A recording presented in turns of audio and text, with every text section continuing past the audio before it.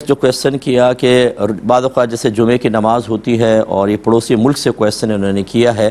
بعض مقامات ایسے ہیں کہ روڈ پہ نماز پڑھنے کو منع کر دیا جاتا ہے اور بعض جگہ ایسے ہیں کہ پڑھ رہے ہیں لوگ روڈ پر بھی، تو یہ کہتے ہیں کہ کچھ دکانوں کے اندر ہی کھڑے ہو گئے تاکہ اے سی کے اندر نماز پڑھنے کا موقع ملے، تو کیا حکم شرع ہے؟ دیکھیں، اگر صفوف متصل ہیں کہ مثلا یہ سب بنتی ہوئی آئی حتیٰ کہ یہ فٹ پاتھ اور دکان، فٹ پاتھ پہ بھی لوگ کھڑے ہوئے ہیں اور دکان میں بھی صف متصل ہو گئی، تو پھر کوئی حرج نہیں ہے، وہ اندر کھڑے ہو کر بھی نماز پڑھ سکتے ہیں. لیکن اگر ایسا ہوا کہ جماعت وہاں ہو رہی ہے، وہ اپنی دکانوں کے اندر کھڑے ہو گئے، تو اگر درمیان میں اتنا بڑا فاصلہ ہے کہ لوگ آ رہے ہیں جا رہے ہیں یا ٹریفک آ رہا جا رہا ہے، تو پھر یاد رکھیں یہ مکان مختلف کہلائے گا اور یہ شخص جماعت میں شریک نہیں ہو سکتا ہے. آج کل جس طرح کی گرمی پڑ رہی ہے، یہ گلوبل وارمنگ کے ہم لوگ شکار ہیں، ایسی صورت میں بعض اوقات واقعی اتنا دشوار ہو جاتا ہے کہ انسان روڈ پہ نماز پڑھے تو حالت خراب ہو جاتی ہے، ہیٹ اسٹروک کا بڑا خطرہ ہوتا ہے. بعض لوگوں میں ویسی پانی کی کمی ہوتی ہے تو ہو سکتا ہے کہ اس کا انتقال پرملال ہو جائے. تو ایسی صورت میں اگر ایسا ہے کہ صفوف متصل ہیں اور وہ دکان میں نماز پڑھتے ہیں تو وہ قابل مذمت نہیں ہے، ٹھیک ہے نا. ہمیشہ برا، ہر ایک کو برا نہ سمجھیں، کیونکہ روڈ پہ سب کے لیے نماز پڑھنا واقعی بہت دشوار ہوتا ہے. اللہ تعالیٰ ہمت دیتا ہے بہرحال، لیکن بہت سے بے ہوش ہو کے گر جاتے ہیں، ہم نے دیکھا گرمی کے اندر. اور اب کی دفعہ جو مطلب حج کے لیے لوگ تشریف لے گئے، بہت سارے ایسے تھے جو گرمی کی وجہ سے شہید ہو گئے ہیں. اللہ تعالیٰ ان کو جنت الفردوس میں اعلیٰ مقام عطا فرمائے. تو لہٰذا حکم شرعی ہے جو آپ کی خدمت میں ذکر کیا. یہ کہتے ہیں کہ ان کے کوئی رشتہ دار ہیں، وہ پانی کے جہاز میں شیف کے طور پر کام کرتے ہیں، تو وہاں پہ سور کا گوشت بھی پکتا ہے، کاٹنا بھی پڑتا ہے، تو کیا حکم شرع ہوگا؟ ان کی جاب صحیح ہے کہ نہیں؟ دیکھیں، جاب کو تو ہم مطلقاً منع نہیں کر سکتے. وجہ اس کی یہ ہے کہ صرف کوئی معاذ اللہ حرام کام کرنے پر ہی جاب کوئی کی ہے، اور بہت سارے کام ہوتے ہیں اور بہت سارے کھانے بنتے ہیں، لہٰذا ان کا یہ جاب کرنا بالکل جائز ہے، اس کی سیلری بھی جائز ہے. کوشش کریں کہ دوسرا کوئی پکا لے، یہ جائز چیزیں پکائیں.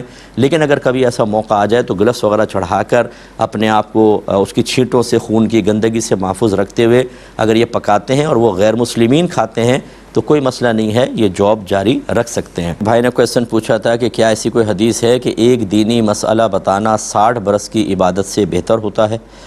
دیکھیں، ایسی کوئی حدیث اس وقت میرے ذہن میں نہیں ہے کہ میں نے کہیں پڑھی ہو، لیکن اس سے ملتی جلتی یقیناً حدیثیں موجود ہیں کہ نبی کریم صلی اللہ علیہ وسلم نے حضرت علی کرم اللہ وجہہ الکریم سے ارشاد فرمایا کہ کسی کی دینی الجھن دور کر دینا، یعنی اس کو وہی دینی مسئلہ بتانا، پوری روئے زمین کی چیزوں کو سونے کا بنا کر صدقہ کرنے سے افضل ہے. تو یہ حدیث یقیناً میرے ذہن میں ہے.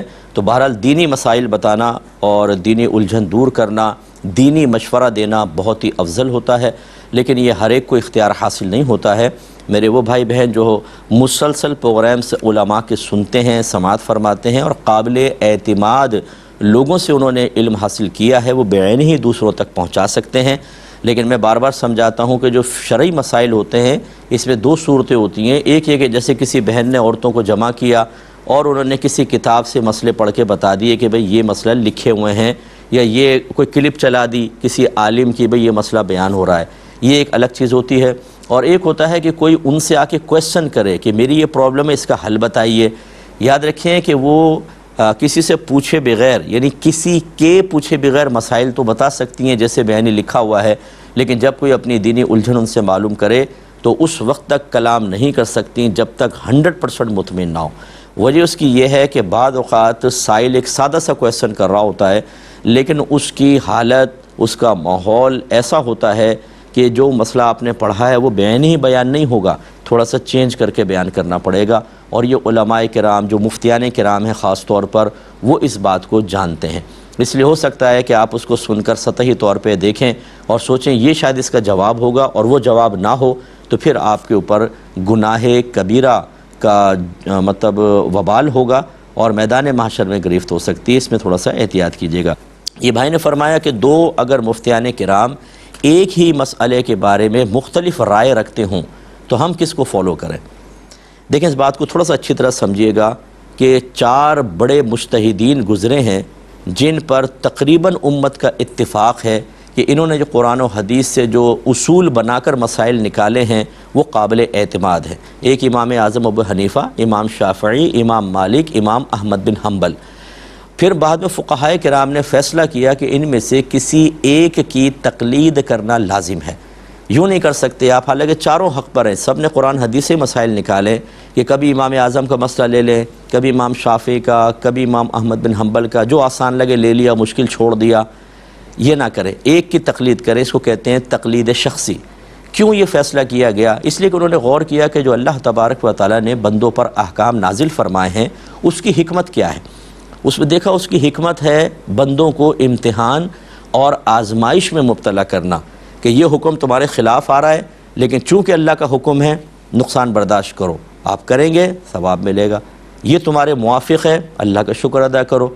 تو اس لیے امتحان کے لیے اب اگر چاروں ائمہ میں سے جب چاہیں آپ کسی کی پیروی کر لیں تو یہ جو حکمت ہے یہ باطل ہو جائے گی۔ مثلا مجھے امام اعظم کا مسئلہ مشکل لگا، امام شافعی کا موجودہ صورتحال میں آسان لگ رہا ہے، میں نے امام اعظم کو چھوڑا، امام شافعی کا لے لیا۔ جب ان کا مشکل لگا تو امام احمد بن حنبل کا آسان محسوس ہوا، وہاں چلا گیا۔ تو پھر وہ جو ایک احکام شرع میں امتحان تھا، آزمائش تھی، وہ کہاں گئی؟ وہ تو باطل ہو گئی۔ یہ تو ہے تقلید کا مسئلہ۔ اسی کی روشنی میں آپ دیکھیں، اگر آج کل کے دور میں کوئی حنفی ہیں 2 مفتی، اگرچہ ہم ان کے مقلدین تو نہیں ہوتے، لیکن اگر آپ جب مرضی آئے ادھر چلے گئے، جب مرضی آئے ادھر چلے گئے، جب مرضی آئے دونوں کو چھوڑ کے تیسرے کے پاس چلے گئے، تو وہی یہاں پر بھی حکمت شرع کا ابطال لازم آ رہا ہے، اس کو باطل کرنا، اس کو فاسد کرنا، اس سے روح گردانی کرنا۔ اس لیے ہماری نصیحت اور وصیت یہ ہوگی، اس دور میں بھی کوئی ایک مفتی صاحب جو واقعی مفتی ہوں، اور میں مشورہ دوں گا اگر ان میں مجتہدانہ صلاحیتیں ہوں، اجتہاد کی صلاحیت ہو تو بہت بیسٹ ہے، کیونکہ جدید مسائل پہ غور و تفکر کر کے جواب دینا ہوتا ہے، ہر ایک اس کے حل کی صلاحیت نہیں رکھتا۔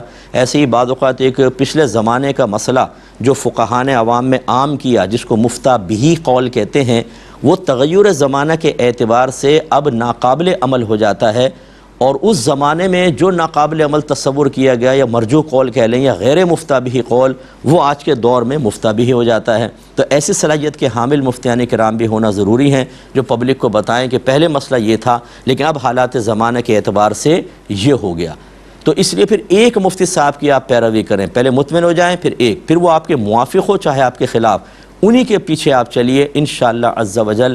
پھر یہ کہ جو اللہ تبارک و تعالیٰ نے احکام شرع میں ایک حکمت رکھی ہے، آزمائش، امتحان، آپ کے سامنے امتحان آزمائش آئے گی، اس پہ پورا اتریں گے، آپ کو درجے ملیں گے۔ اگرچہ یہ میں حرام نہیں کہہ رہا ہوں کہ اگر آپ نے ایک دفعہ ایک مفتی صاحب کا مسئلہ لے لیا، دوسری دفعہ دوسرے مفتی صاحب کا، لیکن ہیں دونوں حنفی تو چل جائے گا، لیکن بہرحال اس طریقے سے راہ فرار اختیار کرنا اصل میں اللہ تعالیٰ کے احکام سے بھاگنا کہلاتا ہے، اور یہ مناسب نہیں ہوتا۔ ایک مزید کالر ہمارے ساتھ ہیں۔ السلام علیکم۔ شاید لائن ڈراپ ہو گئی ہے۔ بھائی نے فرمایا کہ میرا 7 سال کا بچہ ہے، میں اسے مسجد میں ساتھ لے کے جاؤں یا گھر پر ہی اس کو نماز پڑھنے میں سختی کروں؟ جو ہے نا کہ 7 برس کا ہو جائے تو نماز پڑھنے کا حکم دو، 10 برس کا ہو جائے تو مار کر نماز پڑھاؤ، تو مسجد میں لے جاؤں یا گھر پر؟ دیکھیں ایک بات کو سمجھیے، نبی کریم صلی اللہ علیہ وسلم نے ارشاد فرمایا کہ مسجد کو پاگلوں، بچوں اور بلند آوازوں سے بچاؤ۔ بچوں کے بارے میں تفصیل یہ فقہاء نے بیان فرمائی کہ اتنے چھوٹے بچے کو مسجد میں لے جانا جو پیشاب وغیرہ کا بھی نہ بتا سکے اور وہیں پیشاب کر دے، آلودہ کر دے، اس کو لے جانا حرام ہوتا ہے۔ اور اتنا بڑا بچہ جو پیشاب وغیرہ کو تو بتا سکے لیکن اگر اس کو مسجد میں ادب سے بٹھائیں تو نہ بیٹھے، کبھی یہاں بھاگ رہا ہے، کبھی وہاں بھاگ رہا ہے، کبھی حاجی صاحب کے پیروں کے درمیان سے نکل گیا، تو ایسے بچے کو لے جانا مکروہ تحریمی ہے، یعنی حرام کے نزدیک گناہ ہے، کیونکہ یہ آداب اور احترام مسجد کے خلاف ہے۔ اور اتنا بڑا بچہ کہ جو پیشاب وغیرہ کا بھی بتا سکے اور ادب سکھائیں تو ادب بھی سیکھ لے، اس کو لے جانا مستحب ہوتا ہے تاکہ یہ مسجد میں جائے، وہاں کا ماحول دیکھے، ادب احترام سیکھے۔ تو آپ کا جو 7 سال کا بچہ ہے ماشاءاللہ یہ اچھی عمر کا بچہ ہے، اس کو اپنے ساتھ لے کے جائیں، لیکن سمجھا دیں کہ بیٹا کیسے مسجد میں جانا ہوتا ہے، داخل کیسے ہوتے ہیں، صفوف میں کیسے گزرتے ہیں، نمازی کے آگے سے نکلنا ہے نہیں نکلنا، کیسے ادب سے بیٹھتے ہیں، نماز کے دوران کیسے کسی اور نمازی کو ڈسٹرب کیے بغیر نماز ادا کرتے ہیں، تاکہ وہ ادب سیکھے۔ تو ان کو آپ لے جایا کریں، بہت اچھا ہے، لیکن واجب نہیں ہے لے جانا، لے جائیں گے مستحب ہے۔ گھر پہ اگر نماز پڑھتا ہے تو گھر پہ، اور اگر آپ آسانی سے لے جا سکتے ہیں تو بالکل اس کو مسجد میں لے جائیں اور عادی بنائیں۔ میں گزارش کرتا ہوں اور بہت سارے لوگ میری اس بات کی تائید کریں گے کہ جب بچے چھوٹے ہوتے ہیں نا، بھائی ابھی تو چھوٹا ہے بعد میں دیکھ لیں گے، اور جب وہ بڑا ہوتا ہے تو پھر وہ آپ کو دیکھنے کے لیے تیار نہیں ہوتا، آپ کی بات سننے کے لیے تیار نہیں ہوتا، پھر وہ بچے ہاتھ سے نکل جاتے ہیں۔ اور اس میں بہت ساری ہماری بہنوں کا دخل ہوتا ہے کہ اگر شوہر فجر میں بچے کو اٹھانے لگے، بھائی سونے دو نا، چھوٹا ہے ابھی، رات کو بہت دیر سے سویا تھا، عادتیں خود بگاڑ دیتی ہیں۔ جب وہ بالغ ہو جاتا ہے اور پھر آپ کہتے ہیں بیٹا نماز پڑھو، کہتے ہیں میں نہیں پڑھ رہا، وہ عادت پختہ ہو جاتی ہے، پھر معصوم بن کے بیٹھ جاتے ہیں، بھئی سنتا نہیں ہے ہماری، تو آپ نے پہلے کیا کیا تھا؟ نبی کریم نے ایسے تو نہیں فرمایا کہ بچہ 7 برس کا ہو جائے تو نماز کا حکم دو اور 10 برس کا ہو جائے تو مار کے نماز پڑھاؤ۔ یہ حکمت رسول تھی کہ ابھی تو وہ بالغ بھی نہیں ہوا، ابھی سے اس کو عادی بناؤ تو بلوغت کے بعد وہ بالکل دین پر استحکام حاصل کرے گا۔ لیکن ہم خود رعایتیں دے دے کے اپنے بچوں کو دین سے، عبادات سے راہ فرار کے راستے دکھاتے ہیں، اس کے بعد چاہتے ہیں کہ بالغ ہونے کے بعد وہ فرشتے کی طرح ہو جائیں، اشارہ کریں اور فوراً ہماری بات مان جائے، پھر بچے عادی نہیں بنتے۔